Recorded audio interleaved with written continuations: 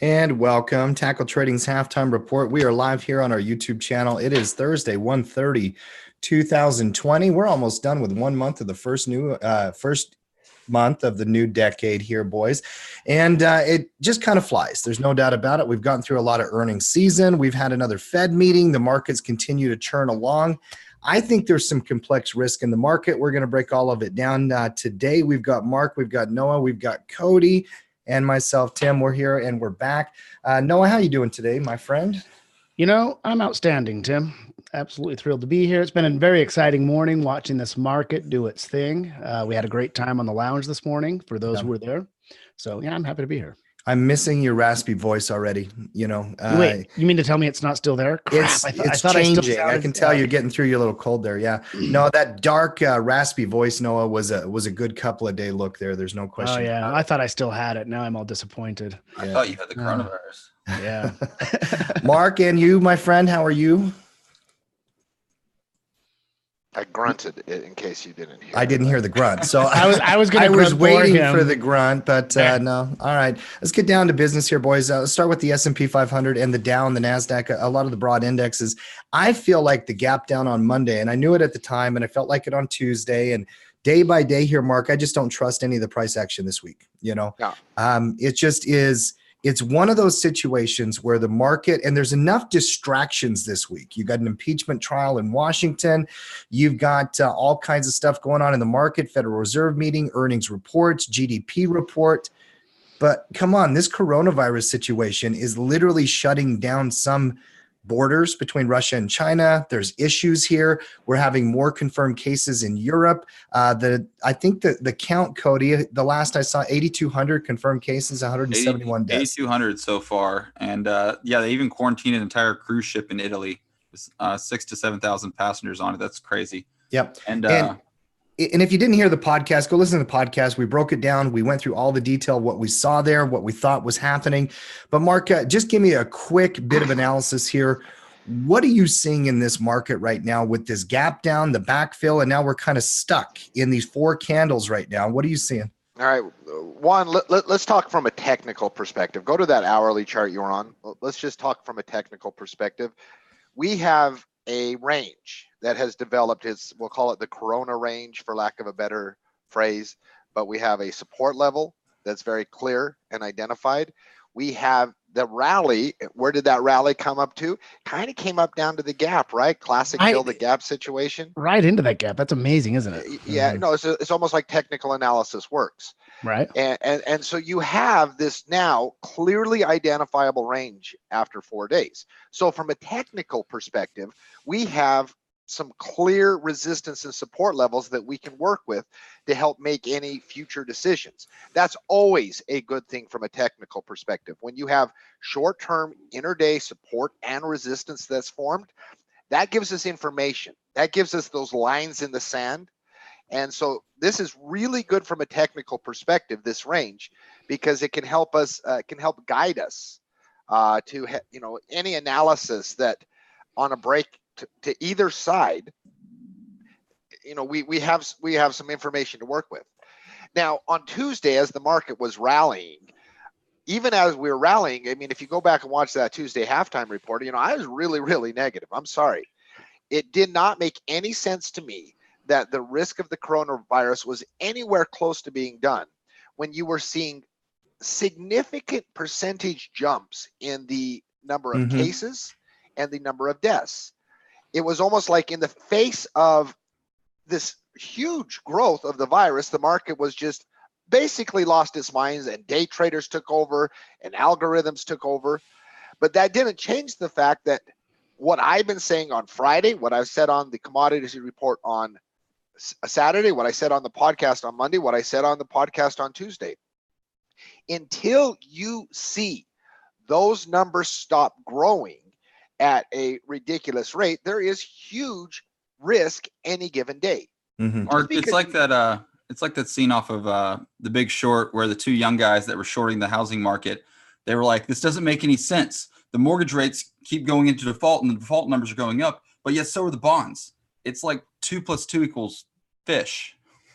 No, I mean that's exactly what it's like. It's like It doesn't make any sense. When you have this real life news story that is ongoing, the data from that story is going to impact the market. And so we've taken this, listen, it's going to be a tough swing trading environment. And we've used that trade war analogy. I'm sorry, we have been spot on in predicting this type of volatility. If you don't come to the lounge, if you don't come to the coaching show, if you don't come to the podcast, you're missing out on some of the best analysis in the entire world on this situation in predicting the price action of the market. Mm-hmm. I am very fervent in saying CNBC, major news out, nobody has been better in predicting and analyzing and talking about the nature of this market and how price action could occur this week than we have been right here at Tackle Trading. I dare you to find anyone close to better. We use the trade war as a template. Hey, what did we talk? Like, let's break out the trade war, what we've learned from there, what from price action. You're going to have days down, up, this crazy back and forth as the news story continues to develop. What's happened this week? Exactly that. So for individuals that watch and then listen to our analysis, it's been pretty spot on. It's been pretty spot on. So, there's a reason you're there checking us out every day to try to get this information. And moving forward, Tim, it's the same thing moving forward. As long as those cases continue to rise at the rate they're rising, which they are, as long as there is uncertainty about when this could actually be contained, you have real systematic risk to the Chinese economy. You have real risk to other developing nations where this virus might go to. And as long as that remains a risk, you maintain the risk any given day, just like you are today, of the market reacting to that news and going down. It's just that simple. And now we got to watch the support level. As price action as we speak is looking to go down and test that support level again, because now go back out to a daily chart. If we break that support level, what's our next potential support bounce? The 50? It's probably got a couple percent down from there. Yeah. 50 period moving average, probably the 3200 zone. Yeah. Which had previous candlesticks that found support there. So, you're probably looking to a bounce to the 32. And here's where, and I don't want to be alarmed, but this from a technical perspective, if you break that 32, we don't have any support for a long time. Well, I was looking at the weekly chart on that as well. And by the way, across all the indexes, one of the most interesting ones is the Russell 2000. We'll get to here in just a second. But on the longer term charts, this is legitimately a market that I think you could have even very smart people disagree on what they see here, Mark. And there's some fights in front of us. This 3,200 level, if you broke below support, it would be in play, but then you're at the 50 period moving average. Some technicians, they love those signals, and you would have people coming in saying, hey, buy. Here's one of my hesitations and one of my big problems with a buy side argument right now. Volume is up, volatility is up, unpredictability is up, and we've had very, very mixed earnings, and most of the major companies are already gone. So now we're moving into the month of February, which, by the way, if you guys remember, trade war started in February and we had volatility in February. The month after the major earnings season in my history, August, February, May, some of those months, Mark, can be very, very volatile and unpredictable. So I'm not saying it's going to sell off aggressively or it's going to rally. I'm telling you legitimately, I'm just going to watch these levels and respond because I have mixed feelings about what I'm looking at as well. Noah, what's your expectation here? Support hold, support bounce? What are you seeing? I suspect it's going to break. And I think that the answer for folks out there, particularly the swing traders, swing traders probably want to sit out on the sideline and or shorten their time frame to be more of a day trader type, because even if you get a break of that support zone, I could see that in the same day hitting that rising 50 period moving average and rallying the same day it hits. Because you will get those buy side folks, coming in and buying the dip. But I do expect more volatility, and I don't expect clear swings that, run typical, 10-day swings between support and resistance almost uninterrupted. I'm expecting it to change direction every day or two. Yeah. Yeah, me too. And by the way, if you're out there and you're watching our show right now, welcome. If you're new to our channel, subscribe and come and follow us each and every day. We do this analysis all the time. I love what Steven just said here. And Steve, always good to see your name. Put your butt in the seat, strap in, and stay the course. Tackle coaches are passionate about your success. 100%. There's no doubt about it. If anybody out there knows us, you know that is a 100% accurate statement. Let's work. And let me reiterate one last thing, and then we'll move on to it. I mean, we got a lot of stuff to cover today. Yeah, but let me reiterate. I think we all still believe, once again, if the coronavirus subsides and we get a reversal in those numbers, there could be a nice opportunity. We just don't know when it is. I mean, we just don't know how this plays out. Well, here's the good news. Here's the good news on that. I'm with you on that. I'm still mentally there. Go down to an intraday chart. We'll know that you'll have confirmation if it breaks above 3,300. Old support, new resistance, intraday gap point. If you get clarity and volume and that whole thing subsides, which obviously, Mark, is the best scenario for humans, we all want that story to kind of go away and people to get healthy and move on with this thing. Obviously, we don't want it to turn into an epidemic or expand its exposure, but clarity at 3,300, put it in there, mark it, Noah. I'm telling you, if we break above 3,300, I think you've got a nice little move to the upside. The charts will all come back on the daily because you'll be getting back above moving averages. It will just look clean. Until then, Mark, it's going to look messy, because there's too many mixed signals in there. I love having your levels on your charts, just like that, Noah. Have an alert system so that when something breaks up or down. This is where I'm going to start doing something. They're there for a reason. And one of the reasons is I've learned over the years, the market's very much like a watched pot. It only tends to boil when you look away. Mm-hmm. So, I've had trading sessions where I leave the house to go forage for food or something like that. And I come back and, oh man, the market moved. You got to set those alerts. You got to set those, price levels. And just because you've got a life, you're living it, and you've got all kinds of distractions going on around you all the time, those alerts can be lifesavers for you. Yeah. Quick look at the Russell here, boys. And on the weekly chart specifically, I want to start right there. The Russell has had a more precipitous sell-off here in the short term. Daily chart's actually looking not too great. It's coming back into an old resistance point on the weekly. 2 strong red candles in a row. You're below the 9 weekly, but you're above old resistance above the 20 weekly. Now go down to the daily chart. I want to get Mark's perspective on this first. Now, guys, I'm seeing weakness here, okay? When small caps are taking it on the chin the most here, Mark, from this volatility in this week, they've already kind of pushed and started to break below support on the intraday. Does that mean anything to you? Yeah, listen, and it's something that I've actually been doing a study on lately, because let's rewind 1 year ago today. Mm-hmm. And we had a bullish market that was occurring where the Fed pivoted.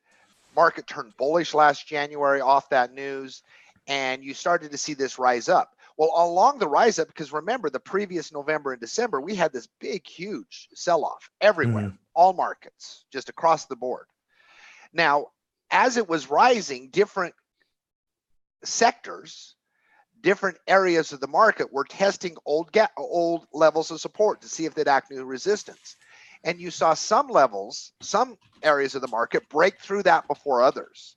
So I do think it is very telling that when you're analyzing, and this is why you don't just look at one chart, when you look at different sectors, different areas of the market, different, just doing a total analysis, when you see certain areas of the market breaking support or breaking resistance first, it can be kind of a leading indicator in your analysis of what you might expect to happen in other areas of the market.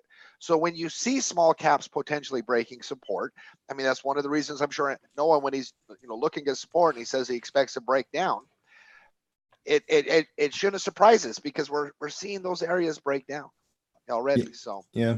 Noah, anything to add? Well, and that 1,600, that level you identified on the weekly chart, I mean, that really is like the key price here. Like if you look back, it's been old resistance, it's been support.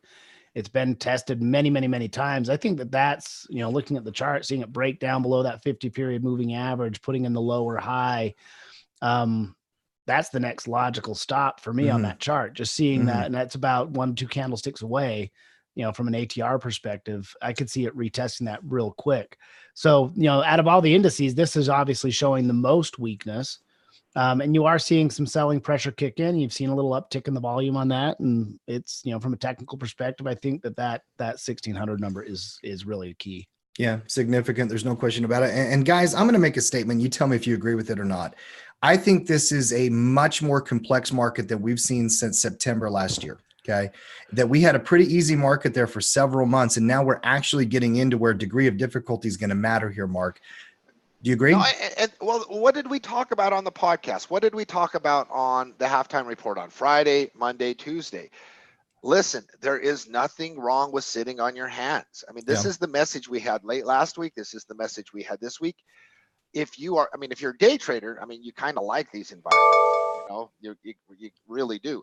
But if you're just an average swing trader coming off this really easy market, there's nothing wrong with sitting on your hands and just saying, like, hey, I'm going to wait for easier times. And my veterans out there, you will have heard this phrase before. It's one that Coach Noah uses all the time. I want somebody to put it in the chat for me here.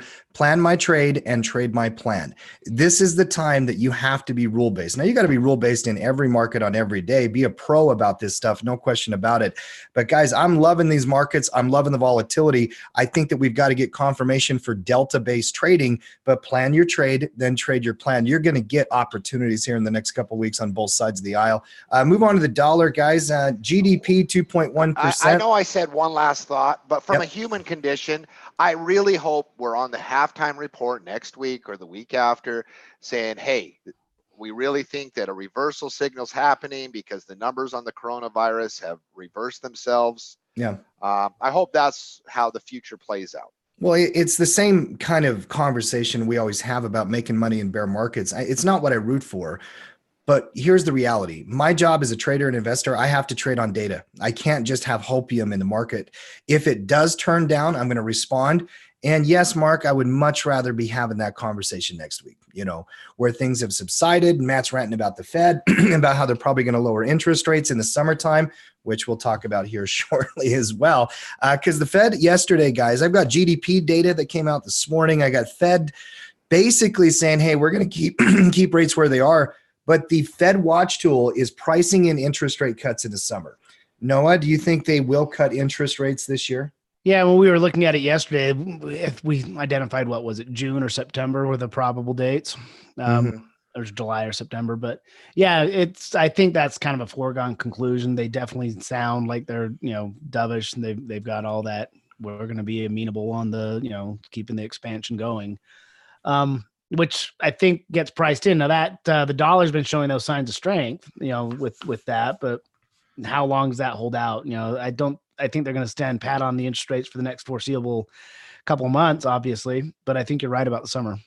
It goes back to a statement that Coach Matt used with me on the phone and on the podcast, I think a couple months ago. He doesn't know if they're ever going to raise rates again, Mark. Maybe this is a race to zero eventually. They're just going to create all of this monetary policy with modern monetary theory forever. We'll see. That theory is also one of the reasons we're so bullish on gold.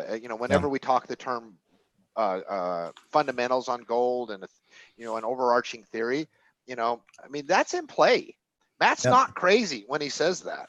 We're going to get political here in the short term. Cody, GDP was the lowest in 3 years since the president took office. Is there anything there with the economy? Is that turning in the wrong direction? And can that affect the election this year, young man?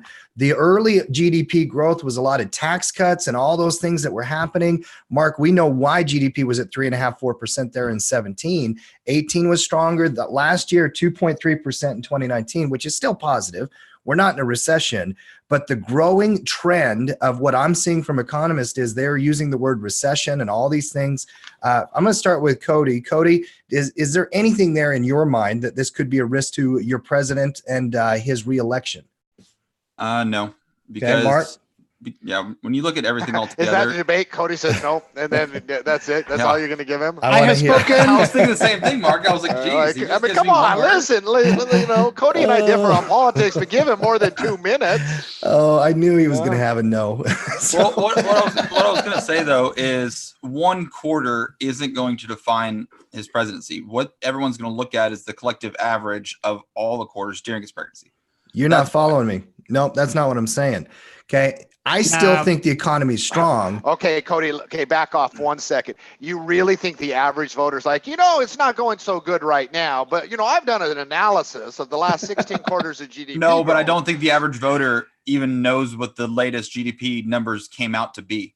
Right. That's You know what they do know? They know if they have a job, and they know if they're working, and they know what their money in their savings account is. And they also know what the stock market's doing. Okay. So what happens is, and this is, you got to think about markets being forward thinking, 6 months or whatever it might be. That's always been the assumption. If you start to see economics turning, the market could absolutely come back here into normality or normalcy or whatever word actually would fit their mark. I'd have to find one. But that can affect elections, guys. I mean, this is not new news. Politics and economics have always been tied together.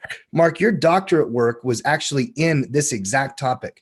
And the economy and money and politics, they're very correlated, aren't they? Listen, the election really is probably going to be boiled down to how the perception of the economy is. Now, perception can be defined in a lot of different ways. Mm-hmm. Cody's right. Your average voter does not know what the GDP number is, but how do they feel with the economy? What are the headlines saying? If the stock market's plummeting and unemployment and some companies are laying off some big jobs, that could create a perception of the economy. It really could come down to the economy. I mean, there's that saying, "Is the economy stupid?" Is the economy stupid? Like, Trump's reelection probably is in the bag if things are going well. That was the Raging Cajun, wasn't it? What's his name? James Carville. That's right. Yeah. No, it's true though.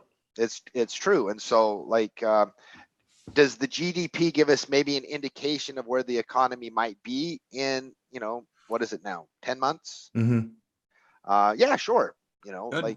But there's still a lot of time. There's still a lot of time. Trump's going to have those middle class tax cuts on the table almost for certain. Hey, who doesn't like tax cuts? I'm all about it. And who isn't? Other than you liberal Bernie Sanders loving socialist. Well, first of all, saying this is pretty obvious. Prognosticating 10 months from now about where the economy is going to be. I mean, it's a fool's errand in many ways. We still do it. We did it on the prediction podcast. And I think out of all the coaches, I was the one who said we're probably going to be flat to neutral or even down 1 or 2%. Now, I don't expect some big crash because of what the Fed is doing with monetary policy. But I just thought it was newsworthy that last year was the lowest GDP we've seen in 3 years, and so much of that big growth we had in 17, Cody, was artificial manipulations to the GDP through tax cuts and the way that exports and imports are calculated. People don't usually understand that, though. So we'll see where this thing goes. I'm going to be tracking it. We'll be talking about it. Don't want to talk about it all day here, though. I do want to get into individual company news and start breaking some of that down right after we flash through the commodities. Crude oil, guys, we're at support. Lowest level in 3 months. I won't be surprised if this breaks. Yeah. I mean, go ahead, Noah. Yeah, well, I mean, it's coming down hard and fast, and that we know that 52 zone is really a solid price point. But there's a lot of downward momentum in here, and I would not be surprised if it breaks. I mean, I'm looking across the board, some of the oil and gas producers, and they're just weakness across the board. And so there's with that momentum, this price level, if it breaks, I think it's a short trip just to 50, but below 50, watch out. It's kind of like, I was thinking about the elephant in Matt's presentation we use in the ballroom. The elephant coming. Oh, absolutely. Marty the elephant. It's Marty. I hate Marty the elephant, so I'm going to use a different analogy. It's like if we were on the second story of my house, Cody, and we set a trampoline up and we did all the engineering studies, and then we pushed, let's say, a refrigerator off the second story, and we think it's going to hit the tramp and bounce. But we're probably going to be a little bit nervous when it's falling, right? Oh, yeah, definitely. I mean, we're going to wait for evidence and confirmation that those springs did hold and starts bouncing it back up. I mean, Mark, this is what are we at? $51.91 from $65. We're talking about a $13 per barrel sell-off since the beginning of this month. Listen, this is a falling knife. Everybody go fill up your tanks now. If you do not take advantage of a pro membership and that free trial and get on board to tackle trading, I don't know what else you'll ever need than this week's analysis over the last 7 days. I mean, we have talked about crude oil. We have talked about, hey, we've been talking about this 52 level and how it's great. And how many times over the last year have I said, buy the dip, buy the dip, buy the dip, buy the dip, relentlessly? What did I start saying, with this coronavirus? It's like, this is a real, it's talked about once again on the podcast, on the live commodities report throughout this week. This is the type of catalyst where technical analysis is vulnerable.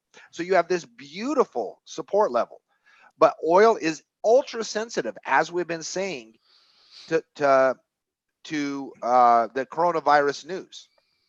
Yeah. Like, seriously, become a member of our community. If this week has not proved our knowledge, our ability to help you make accurate and good decisions, I really don't know whatever will. I don't know whatever will. Send me an email at team@tackletrading, or go to the page at tackletrading.com, to the store, sign up for a trial, come be part of our community. Not all the time are we put front and center with, like, oh my goodness, sometimes markets are just easy. Yeah. But boy, in times like this, pro members that have been getting the inside on our shows, the type of stuff we drop there, man, I literally don't know what will ever prove our worth other than like this week, because it has been a week where we've been spot on in discussing this really hard, complicated news event. Yeah, and that old phrase, don't catch a falling knife, I guess don't bet on a falling refrigerator. I don't know if that analogy worked a minute ago, though, but terrible. I did quite enjoy it. I want to be upbeat and pessimistic, but that was just the worst shit I have ever heard in my life. Oh, but it makes me happy. Now, Mark. part of tackle trading, you don't get always the best jokes. We're not always going to be spot on with our humor. We can guarantee attempts, though. We can guarantee the number of attempts will stay high. Whether or not we execute, that's a question. It's absolutely correct. We try to have fun. Now, whether that translates, that's going to be hit or miss. You got to test down here. There's no doubt about it. We'll keep breaking it down day by day by day. And Mark's always on that commodity report, crushing it each weekend on Saturdays. Make sure you tune in and check that out. Let's keep moving through the commodities actually real quick here, guys. Natural gas continues to be bearish. I absolutely do not think there's any debate outside of that. You broke below 2. You've been breaking down. It's been in a downtrend, and it's continuing to see pretty good volume down here. Now, you got another price level, like you just showing that right there, 1.6. Warm weather, I guess. Strong dollar, I guess. I mean, the headwinds here, Mark, they've just all been working against this commodity. Are you interested in support down here? What support? Like, I guess another 20 cents. That little 2 candles that happen to it's not like on crude oil, we have like multiple times where it's tested 52 over multiple different months. That's like, Noah, what from a technical perspective would you call that? Like a pivot? I would call that a benchmark low. Yeah, that's a good phrase. So, it's not really support. It's a place that theoretically support could hold because people see it. But that's not exactly been tried and tested, has it? No, it's a reference point at this point in time. I love that. See, that's why Noah is like one of my favorite intellectual analysis, as long as he's not talking seasonality. Oh, come on. Seasonality is real. You just gotta believe. I got to point something out. And those of you who were watching the show yesterday, you probably heard it as well. So you guys just going to go full Fibonacci Elliott wave the day I leave. You're just waiting for it. Like this is you leave me unsupervised. Things happen. Okay. It's your fault. We even did GE, which I definitely think we should get to again. We'll talk to GE here in a second. Absolutely. But I did enjoy how much fun you guys were having yesterday. That's the thing about this halftime report. It is just a collection of our coaches, our community.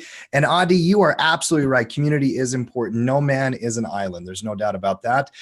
Gold, silver, platinum, copper, and palladium. Out of all of them, copper, in my opinion, we'll come back to gold because there's longer analysis on this. But Mark, I have to just give you the old golf clap here. The copper analysis, in my opinion, you did earlier in the week was even maybe the strongest that you had out of all the commodity analysis, because you were talking about how it's a leading indicator and you've got to be cautious. And it has absolutely taken it on the chin. It's been selling precipitously. Break it down here for us. Well, first of all, thank you, Tim. But I've been on fire. I've been spot on my analysis ever since this Corona. And you know why? Not because we have a playbook. Like as technicians, as readers of the market at Tackle Trading, we we need things to help guide our decision making. And I really thought that the trade war and the template it provided, the first time the trade war came out 2 years ago, I mean, those people that were in the lounge at the time can remember, and I would be like, I have zero idea what is occurring, what's going to occur, what might occur, never seen it before, never lived through a trade war, never traded through a trade war. But what it did over 2 years was provide us a really good template of how price responds when China is the focal news story in the news event. And what we saw in the trade war was copper being a leading indicator of what not necessarily any the stock traders on a given day, because I made that joke on Tuesday, commodity traders are so much smarter than stock traders. But the trade war and copper and oil provided us a leading indicator of where equities might go based on the news story, based on the real fear. And copper has been this entire coronavirus scare front and center as far as the sentiment, as far as the, what did we say on Tuesday? Market's rallying. I'm like, copper's not rallying. Yeah. It's like it's a reason it has a nickname, Dr. Copper. Dr. Copper. I mean, that's the nickname of copper. I've never heard that nickname. Dr. Copper sounds like some sort of like band or something like that I can see a professional athlete promoting. Dr. Copper, your back pain will go away. As a professor type, I giving everyone homework, go out and Google Dr. Copper just to understand this phrase, because most people don't trade copper. I don't trade copper, but I watch it every day. Copper is really a fascinating instrument that gives us insight into the conditions in numerous markets. Well, and I think there's a big lesson here, guys. I mean, the products that we look at on the halftime report so often, 20, 30 minutes in the first of the show, we're looking at the broad market analysis because intermarket analysis impacts everything else you do. We call this top-down analysis, Mark. I don't trade copper. I can't. In fact, I'd have to look up my trading logs to know the last time I actually took a position on copper. But because of its sensitivity to China, because of its importance for the global economy, I'm watching it, I mean, there's a lesson there right now. There's a lesson here too. I actually Googled Dr. Copper, and first thing it's trying to suggest is Dr. Cooper, who lives down the street here. Has got to practice. And it said, maybe we're looking for Dr. Pepper. No, Dr. Copper. It's down there. It's got a little Investopedia link. It's nice. I like it. Do you remember that old TV show, Hanging with Mr. Cooper? I'm going to go check that out now. You just made me random, completely non-important point, but I'm going to go look up some clips after the show. Palladium's on a nice pullback. I'm still interested. I've not got my confirmation yet. We'll keep looking at that one. There's not much to see there. Guys, gold is up 1.2% today. Significant. Silver's coming back. Just give me gold real quick. Silver's chart isn't as interesting to me as gold's chart. Gold, safe haven analysis here, Mark. We've been bullish on gold. The Fed's monetary policy through their balance sheet, they continue, and we expect that balance sheet, I think, to expand to like 4.7 trillion this year. That's just 70, 80 billion dollars a month. Gold is running, and we're about to break out here, guys. I seriously, like, if you don't promote yourself, you don't. Like, if you go back to anything Noah, Gino, Matt, Tim, myself have said for months and months and months on months, you don't know when the news stories play out, but we have been extreme, and we're not gold bugs. We're not like, hey, the world's ending, go buy gold because you'll need it for, no, that's not who we are. It's just the analysis. It is a loose Federal Reserve. It is world banks around the world. And so when the Fed comes out and once again is like plays into this trend, no kidding, not copper, but gold's going up again. Like, seriously, I am getting on the soapbox. You need to become a member of Tackle Trading. You do. Yeah. You just really do. Like, I'm sorry. I'll put us up against anyone in the world. I'll get on a stage and have my team of coaches against anyone in the world. Because if you look at just the general analysis we give week after week after week, find anyone that has a good track record. But it's not just about that, Tim. I want to read something that really, really touched my heart that came from a student, because aside from the good analysis, what we pride ourselves in first and foremost, is that we're a community. Mhm. And a student emailed in yesterday and said this. He said, I wanted to share my feedback about the tackle trading community. As you know, I am from Iran. My family is under the travel ban. My father and mother can't come to visit me here in the United States. I married my wife in 2019. After getting my green card, I could safely exit the US and come back, but my wife can't come to the US because of the travel ban. Even though I don't have family here in the United States, I feel tackle trading is my family. The coaches are like my big brothers. They teach me valuable skills and priceless lessons. They take care of me and give good advice. Also, the rest of the community is like my brothers and sisters. Max Loss makes me laugh all the time because of all the problems. That's why I like Max Loss. I really appreciate your work and wanted to tell you that what you're doing at tackle trading is very valuable. It is that. What's his name? Mohammed.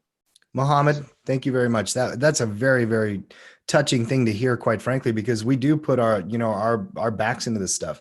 It's family, because the markets are an incredible opportunity, but this is about investing in finance and creating opportunities in your life and more control. So many people across this country and across this world do not have financial education. Basic stuff like if they print a bunch of money, gold goes up. A lot of people don't identify just simple correlations like that. Concepts. I'm with you. That was a beautiful, beautiful message from Mohammed. Yeah. Thank you very much. Thanks for sharing. Tim, and you're going to go Max Loss here? Is that what? But let me tell you something, Mohammed. You make a dumb decision, I'll be there to make you reap the whirlwind. You'll reap the whirlwind with your decisions. Yeah. So all the good vibes do not affect you, Max Loss. There's no doubt about it. He's cold-hearted and he will come for you. There's no question. Gold here. No, if it breaks 1600, is that a new trigger? I don't need a new trigger. I'm already bullish on gold. So. I think it's at a trigger now. You could take out today's high and you got a trigger. I mean, 1600s, obviously we got that shadow here, but when you back it out to the weekly chart, and you look at, more time, even out to like a monthly chart. Let me grab a little bit more history on this. You look at the history on gold, and there we go. We got it already loaded. 1700 is a bigger price level. 1800 is a bigger price level. 1600 doesn't have as much support and resistance around it. So I think that there's room for this to run. And I think that the 1700 mark from the weekly perspective, maybe 1650 in there are more likely targets. I think 1600 is very, very breakable. Mm-hmm. Yeah, I do too. And if it breaks, you got to even get more excited about it if you are on the bull side of the market. If you haven't taken advantage of anything in gold, Mark, where would be a next entry for you? We got good trading environment right now. Like whenever I break down gold, I break it down into two different ways: the trading environment and then the long-term investing environment. We've had excellent trading conditions with that signal that we talked about over the last week. Little pullback. I mean, I've heard Gino, I've heard Noah I've heard Tyler give great analysis from a technical perspective. So you're going to have these trading signals, these trading things emerge from time to time. Yeah, like for me, outside of trading, I'm still a lobby put down, naked put kind of guy. Cost basis for my long term, no matter what my beliefs from a fundamental point are, I still have to get in at the lowest cost basis I can for initial things. So I'm lobby put down. We have a little support general area that formed around 1500 or so. Looks like this is like a 6-7 month range that was there. So I'm still. And I know this is not your favorite way to approach it, but God, the leap options are so dirt cheap, Mark. 14% implied volatility. You have hardly any it's theta. It's not me. You have to go to a different coach. It's just not the way I approach I knew it wasn't. But Noah, when the leaps are so dirt cheap on gold and you're looking for a way to play it, that at least would play into your potential strategy. I think right? leap options are a very legitimate way to approach. You just got to watch out for bid-ask spreads on leaps. Yeah. And I love leaps because you can sell covered calls on them. You can do that leap covered right. There are ways to manage the risk around the leap that I really, really like. And if the volatility is low, that leap options are pretty good. I like the GLD leaps more, by the way. Just GLD versus the GC. You got to be careful personally. Futures contracts, you get leverage on leverage, and so you got to be super careful with that. But yeah, for the GLD, I absolutely have no problem with 6-month options, leap options. I mean, you get out, you got plenty of choices out there on the leaps. You can go clear out to January 21st, 2022. You got 722 days worth of time there. And again, the premiums are not outrageous. They're very, very reasonable. $1,400, to play the leap, 8% of the cost of the ETF to get 2 years of control of it. I know. Each trader. I mean, that's why we have a playbook of 50 strategies. You don't have to trade everything. You got to pick what is in your lane that fits your portfolio design. Guys, we're going to do 20 more minutes here. We're going to do a full hour today. Been a great conversation so far, but we have to move into some individual companies. And there is not a company I want to talk about more today than Tesla. Tesla is the number one performer of large cap companies that are liquid in the market this year. They came out and destroyed earnings. They increased their projections. They said their Model Y? I don't own a Tesla, so I don't know exactly what the difference is. But their Model Y, they have a faster line of productivity on. Guys, this company is destroying it right now. There's no question. Noah, what's going on with that chart? That is a parabolic, just blast off like a rocket ship. Well, let me just put it to you this way. Post earnings, Tesla bulls have become even more insufferable. The only thing, because they are crushing it.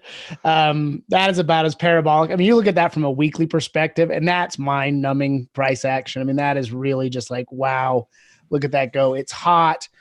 It's definitely, where it gets ahead, and it's looking at those production numbers. And of course, it's all good news sounds about right now.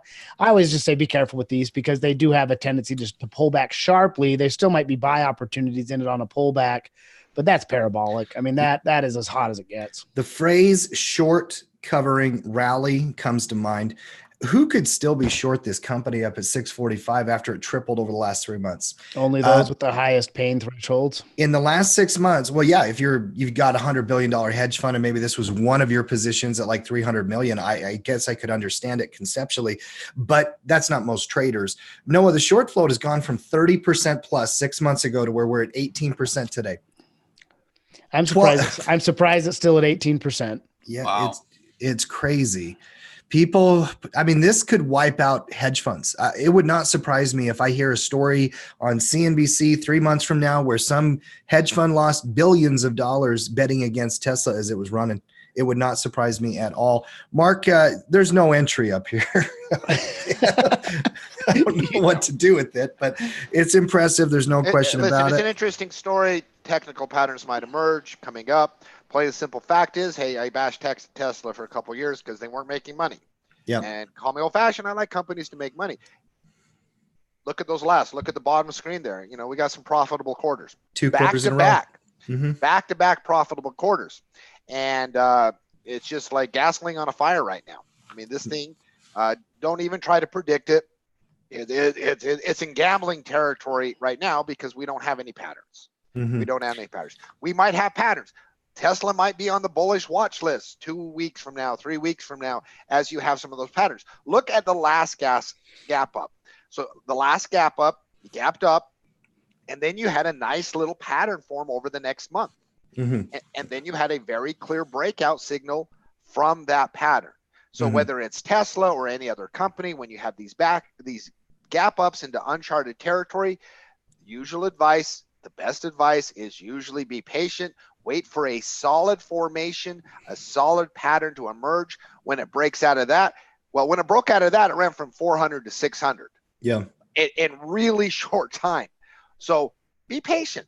Why guess today when you can have a high probability signal in a few weeks? This is definitely like riding the lightning. I would definitely wait as well. There's no question about it. Got a bunch of companies we got to push forward here, guys. Bring up, let's go through Microsoft first. I still think it might be the best of all the large cap tech. Now, Apple fans would obviously debate that, but Microsoft, they had another great quarter. It gapped out. Not much to add to that. Facebook, though, this one was probably one of the most head scratchers for me. I had Facebook as one of my most bullish stocks, Mark, when you asked me on the prediction podcast in 2020. They came out and lowered guidance for the year. Well, you're never right on the prediction podcast. So, like that should answer your question right there. So, like the second you said Facebook was your most bullish, we should have all shorted Facebook entirely. That's flat since the prediction podcast, but it did gap down here on earnings today. Why, Gapping down. Mark Zuckerberg is so unlikable. I was driving down I-15 in Salt Lake the other day, and there was this big sign with Mark Zuckerberg's face on it. And I just immediately was like, gosh, I don't like you. Like he just invoked like a true displeasure. Like, what is it? Why is he so unlikable? He's a cyborg. I don't think we think he's a robot. He doesn't seem human at all. My favorite was there was one time it was a Freudian slip he had where he was like back when I was human. I mean, I'm still human. No, he's not likable. There's no doubt about it. Probably the least likable CEO, but the company still, I thought they were going to crush it this year with all the politics and everything going on.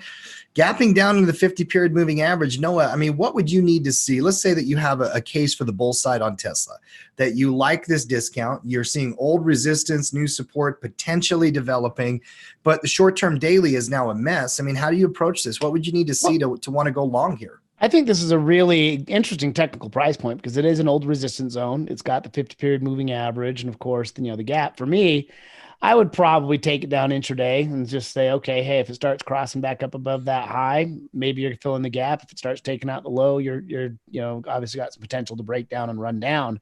But I'm thinking about it. Probably it's going to end up going whichever way the market goes. Mm-hmm. So for me, I would have to see market confirmation as well. I would have to see the communication sector showing signs of strength as well, because this is one of the big fish in that pond. And I want to see strength surrounding it as well, because this is one, it could march to its own drum, but with that gap down, I could see where the momentum, if it breaks that support zone, you've got a pretty good size drop down to the 200 zone. Below that, the rising 200s, that one, it'll be about 193, 194 by the time it gets there. Mm-hmm. So Yeah, and I would potentially, I talked about it on the halftime report briefly Tuesday, talked about it on the Coaches Show Tuesday night, went into more detail, that reversal signal. And if you look at Facebook over the last year, it's my favorite reversal signal when things have been in a trend, clearing moving averages after a long prolonged period down. Looking back at the last year, those produced some really good trading signals during that time period. So check out the Coaches Show replay if you want to know more about that. Definitely. Coca-Cola next. Guys, Coca-Cola is just steady Eddie, and yet it is continuing to hit all-time highs. I mean, it only beat by a penny. The revenues were up, a little bit as well. They did $9 billion in revenue. They projected 8.86, something like that. But that's a breakout at an all-time high here. I think it's an all-time high. I actually might need to go back and look at the entire history of Coke, but I would assume that. Mark, if you own Coca-Cola, you're probably not going anywhere. If you're looking for a new entry, I think you could make an argument here. It'd be very aggressive up here at the high, pays a dividend, steady Eddie. It's in a consumer staple product.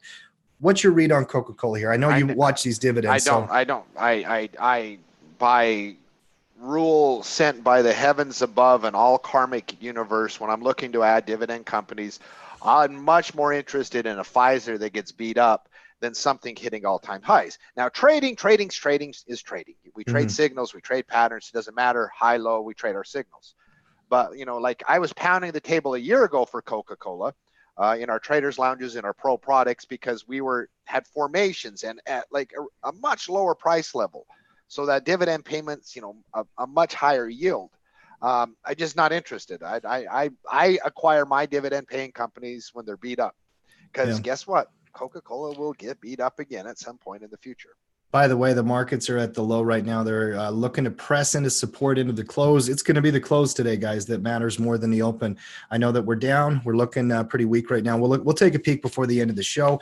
Some other companies grabbing my attention here through earnings. And obviously, this is the busiest week for earnings. We can't hit everything. Biogen actually did pretty good. I like biotech long term. The stock's not doing great today. In fact, the healthcare sector is not doing great today. The earnings were really solid, though. That's just a really difficult company to trade because of the gapping and because of the news over the last year. You can see it. But I do like healthcare in general. And one company in healthcare that I think is more tradable than the biotech is Eli Lilly. They had earnings this morning, guys, LLY. This has been on my watch list. We've had it on the Tackle 25 at different times. They came out, had a real strong earnings report. They're now pressing up above the high. We're looking at a potential high base breakout here. Noah, post-earnings reactions. I love because now I know as a trader, I got 3 months without having to worry about the event. Okay. You got to like that part of it. Yeah. Yeah. What you read on that chart, Noah? Well, that's a good looking setup. It's very much a high base. It's got an engulfing range here, particularly with that strong earnings candle. For now, I'd say I'd like to see it close above the high. Mm-hmm. And then triggers might be above the daily candle high there, because that definitely puts some pep in its step, if you will. That's a really nice increase in volatility on that earnings announcement. Again, if it can clear that high, where's the next resistance zone? You tell me. I think you've got clear air up there. You can definitely step system swing trade that. There's no question about it. And then another company that's on my watch list, and I really love the defense sector for obvious reasons. We've got conflict in 2020. We're going to continue to have it, in my opinion. NOC. Lockheed Martin. I was guessing good. Lockheed You were guessing. Martin. No. I was guessing. Okay. EPS came out. Yep. And it was 80 cents higher than expectations. It beat it by 17% surprise. Okay. Revenue missed by 10 billion mark by 1%. So the stock didn't really perform so strong yet. But I read this report this morning. I got to tell you guys, they're projecting profits and they're looking great. Still the same company. They missed revenue by just a little bit. They beat EPS by a long ways. Mark, a breakout up here I'm interested in. You know, I'm going to have this on my short-term watch list. Mark, what's your read on defense in general, knock, and the way you trade post-earnings? Anything to add to that? I mean, you have. I'm just going to analyze it from a technical perspective. You have a very clear resistance area. It's cut and dry, easy to see. 385 had a few tests. So post earnings, you get that sideways movement, trade sideways for 4 or 5 days, maybe a couple weeks, who knows? And then you get a clear breakout. I mean, that's just a solid technical signal. Regardless, the only thing that gives me a little hesitation is the last time we had this type of high base pattern form was in July, August, September. You broke out and you had a fake out. And stocks personalities are a big deal to me. I like, so like when I see something that's occurred time and time again, well, I know other traders see that occurred too. And that's not what we have seen in knock. Those breakouts, I'm trying to examine other potential of the April post earnings breakout in April did trend for 3 months. Yeah. But also in April, you're coming up below, it speed up a little bit, get above those moving averages. So you have a second signal as well that gives that strength. So, that would be my only note of caution on knock. Yeah. Yeah. It may not be a great swing trade. Might be a better way to trend trade it. It's a nice pattern. I like it. And I love the company. So. And that can be a bias sometimes, right? When you already have identified 100%. That you like a company, because Noah, this one's on my target list. Oh, yeah. So when I read the report, you've got to be cautious. This is why you got to have a team around you. Make sure that you're thinking through all the different layers of it. Appreciate the analysis there, Mark. Several other ones I want to get to, guys. Cody, this is a busy day in the market. Fed, coronavirus, oil dropping, and then so much corporate news. No question about it. You guys mentioned it yesterday. I got to let you bring it up. GE. Oh my. By the way, I've already admitted in the last 6 months to a year that this company was moving into a better direction. We're not going to let that change our opinion. Oh, I was the biggest GE hater for so long. They're improving their cash flow operations. The CEO, people trust him. They like what he has to say. They came out, they beat the earnings yesterday. It did gap out. I still would not touch it. I admit my bias, but I would not. Am I missing something here? See, my personal thing is I think I would end up trading this with that bias, probably make some mistakes. I'd rather go find something else, Mark. I mean, that's just my approach. It's not a dividend company anymore. Yeah, it's not like it used to be. And so like those, when they slashed their dividends dramatically, not saying that was the wrong move from a corporate manage your own company perspective, but from an investor standpoint, I mean, what do I got here? I got a little $12 stock that's not really a dividend payer. So I got to believe in it. Still got a lot of risk too, by the way. I don't like trading stuff under $20 anyways, unless it's like a ETF that's like, in a USO or a UNG or something like that. So I mean, you think about GE about 1,000 times more than I do. I just don't care. Yeah, it's become something. There's no question about it. PayPal, very, very popular company. And Steve and I had a couple of these actually we're going to talk about next. They had a nice little decent earnings report yesterday. Credit service companies are still on my target list as well. But I want to stop and talk a little bit about UPS, actually. More interesting to me, not because necessarily just the earnings. I read a report that they are going into some kind of partnership with a company that's a startup where they ordered 10, let me get this right here, 10,000 driverless vans. And they're trying to compete with Amazon in that regard. The future basically is going to be automation. The van will drive up to your house, Mark, drop the package off. Cody, we still don't know how it gets from the curb how are they dropping the package off to the door. Is there like a catapult or like a conveyor belt that like shoots it at your house? And what if you order something valuable? Oh, I've seen those robots. I've seen them. Is this no news, good news, bad news, indifferent, don't know, zombie apocalypse, have to go back and look up all the movies like, how do we make this? They're literally ordering them, Mark, paying for them now, not like something 5-10 years from now. And they're planning on trying to build a fleet of driverless vans. Listen, all I know is that future generations, if this is true, won't understand the South Park episode that aired about UPS many years ago. I don't know, like freaking, what can Brown do for you? Like, I mean, there's so many jokes that I have made over the years with those brown uniforms that if I just hope the robots wear brown. That's all I care about, like brown drones, brown trucks, like brown drones, brown robots. trucks, like just keep the theme going. I mean, practically it's like what? So you're going to have driverless vans, but you're going to hire someone that costs less money to potentially walk the package up. I don't know. Like, I still don't. Listen, I'm not afraid of technology. Don't get me wrong. I'm going to sound like the old guy. I don't think this is good for us. I mean, come on.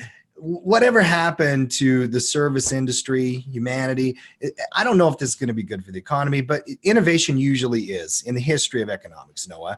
I'm probably admitting my bias and my age there and my perspective on the world, but innovation usually, it tends to be a very, very good thing long-term for economics. Now, not necessarily good for individual people. If you got a job working for UPS, you're probably not excited about this news, Now, well, I think the only thing that's going to make the dystopian future where the robots take control, tolerable is going to be the fact that everybody has Netflix.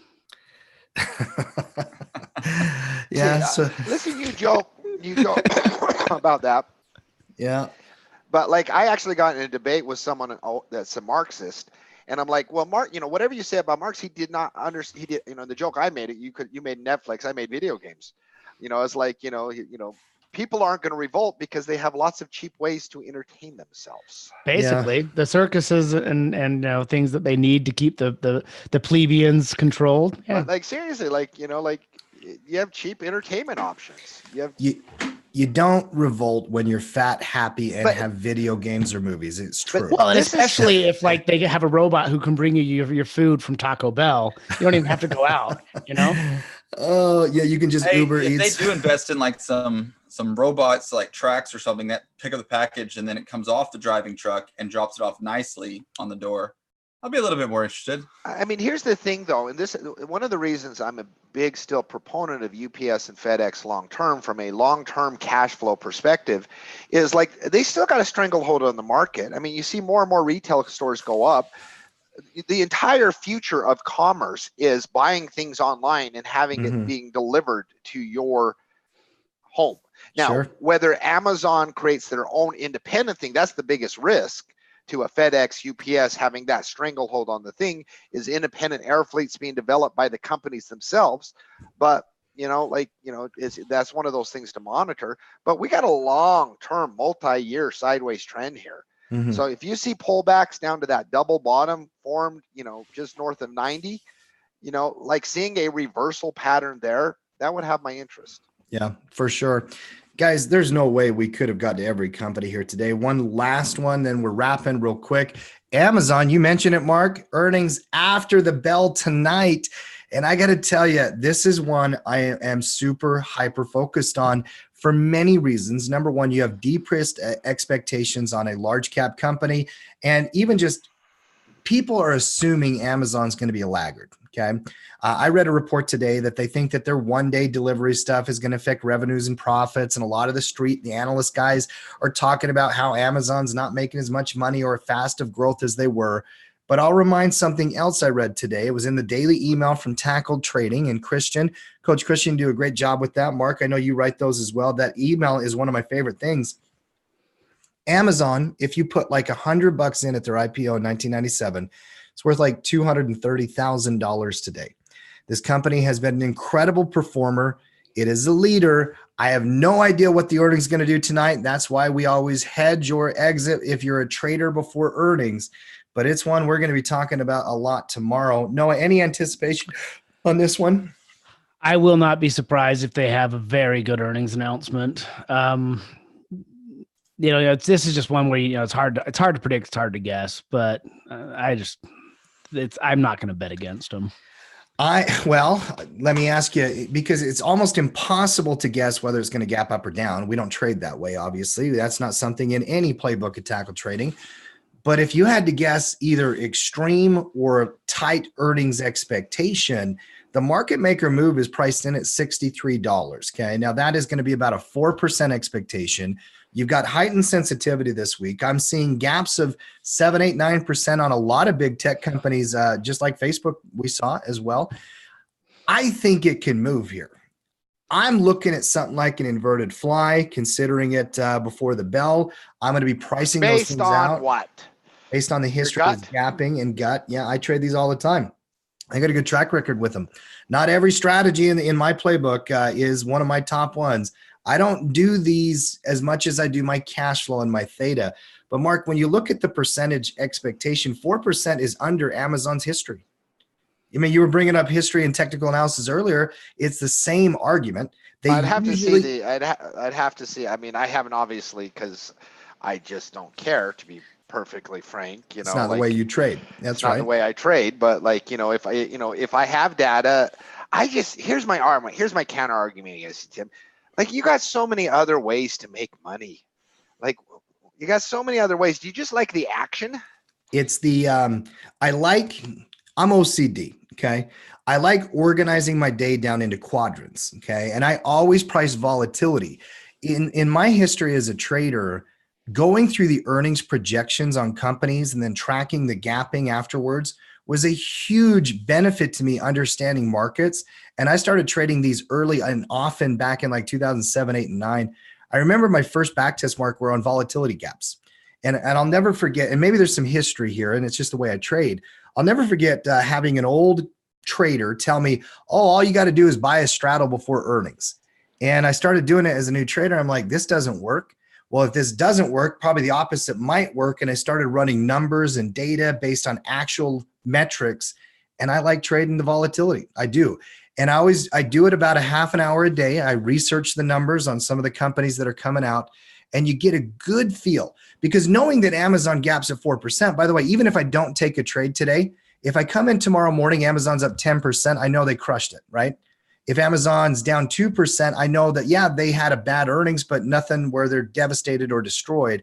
And you might actually respond to that difference. So I don't know if any of that made sense. It made sense. It's just not my thing. But that's the thing. That's one of the strengths of tackle trading, to be quite frank, is that we all do have different personalities as human beings. We have different things that interest us. We have different styles.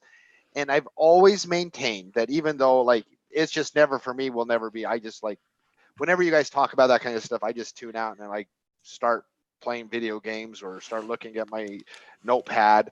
But there are people that do like it. And that's one of the strengths of tackle trading, is we have so many different approaches from so much experience that there is just a different messages and different ways of trading, because there is not just one way to trade. Yep. Absolutely not. I mean, there are multiple ways to attack the market. And the different perspectives tackle trade in a community, because we're not the Borg at tackle trade. When you said Mark Zuckerberg earlier, I did think of the Borg. He obviously has those memes. We're not the Borg. For those Star Trek, you'll get it. But we're not the Borg at tackle trading. We're not just a singular mind that's like, this is the way you do it. Yeah. In which so many other companies like us and educators, they're like, no. There's a lot of ways to make money, and we have a diverse set of knowledgeable traders that teach you what they do in their life. Seriously, send me a message, team at Tackle Trading. Get you set up with a by trial. the way, I do want to and send Mark an email today and let him know if you do want to get set up with a trial, we'll help you out with that. Come and join us on the pro community. I do love that. Didn't want to cut off your pitch there, but to also answer your question very directly, yes, I do like the action, Mark. I know and you do. You're a little part of it though is that it allows me to more confidently just leave the 90% of my money, my focus, and my attention on cash flow and conservative investing and trading, and just be okay with that, because then I still get a little of these earnings reports and I still have a positive equity curve at the end of the year, you know? So it fits my style and my business. I love what you said there. And every one of us are different. There's no question about it. You know who else likes that, Tim? Max Loss. We're done. Tim from Utah, you're on my list. Max and I might be meeting each other tomorrow morning. There's no doubt about it. Oh, fun show. Noah, great job. Mark, always a great job. Cody, you did good, kid. I didn't bring you in much. If I brought you in, you were ready. I know. I could see it in your fun show today. Good job always on the prep and the production on this, Cody. If you're out there watching our show, give us a thumbs up on the way out. Subscribe to our channel, and we'll see you tomorrow in the halftime report.